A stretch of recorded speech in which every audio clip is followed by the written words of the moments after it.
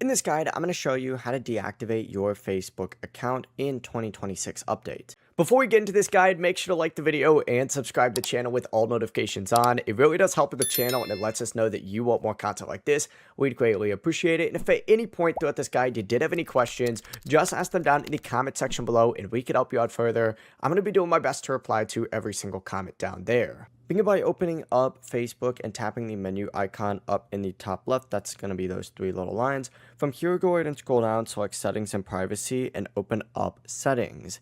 In this section, you need to hit Account Center, and then you need to wait for it to load and select Manage Accounts. From here, find your Facebook account, select Manage on it, and then choose Deactivation or Deletion.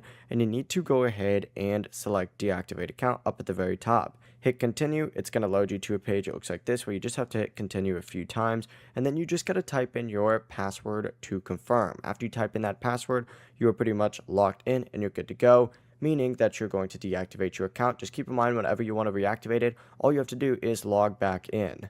Before you leave this guide, make sure to like the video and subscribe to the channel with all notifications on. It really does help the channel and it lets us know that you want more content like this. We'd greatly appreciate it. And if at any point throughout this guide you did have any questions, once again, ask them down in the comment section below and we can help you out further. I'm going to be doing my best to reply to every single comment down there. Have a great rest of your day though.